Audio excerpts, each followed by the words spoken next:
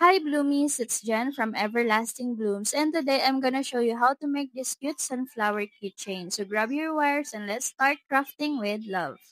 Ang kailangan natin dito is 4 pieces ng fuzzy wire. Color dark yellow yung kinuha ko dyan. Kulang yan actually. Kulang ng 2 fuzzy wire. I-shape lang natin siya ng ganyan.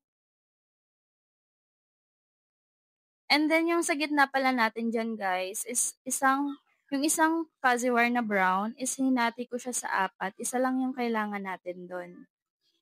And then kailangan din natin dito ng lighter. Kasi magsusunog-sunog tayo mamaya. Same process lang naman yung mga petals neto sa mga ginagawa nating sunflower and gerbera.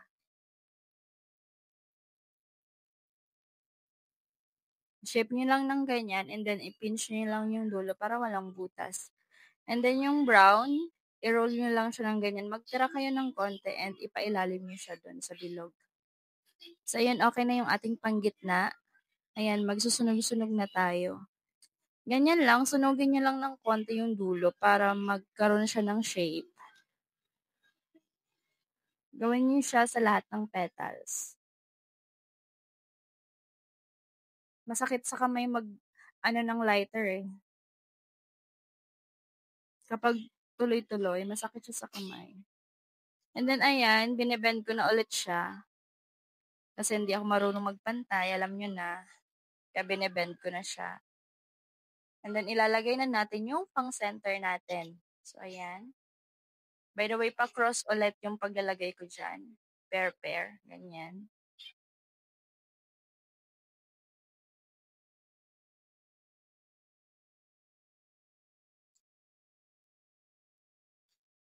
Next layer naman tayo. In between the petals kayo maglagay ng second layer.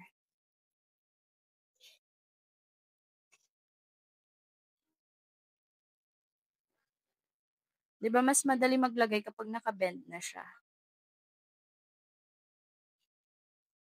Hindi ka na mag-aalala kung pantay-pantay yan or hindi kasi nakabend na siya eh.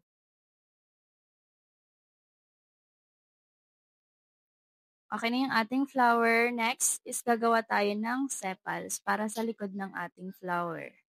Isukat nyo lang siya sa daliri nyo. Ganun lang yung ginagawa ko. Gawa lang kayo ng ganyan, pa-zigzag.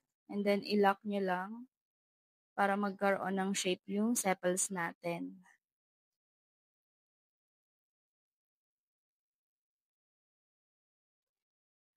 Ibuka nyo lang siya dyan ng konti and then i-pinch nyo yung dulo para mas maganda siyang tingnan. Pwede nyo din siyang sunugin pero ako hindi ko na siya sinunog. And pinutol ko lang yung excess wire. Binebend ko siya dyan ng konti. Yung dulo niya binebend ko ng konti. Ayan. By the way, kung saan kayo pumutol ng excess wire, doon kayo maglagay ng glue. Maglalagay na tayo neto.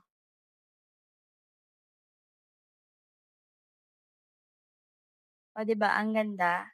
So, yun lang guys. Thanks for watching. Don't forget to like, follow, and stay blooming with everlasting blooms. Bye!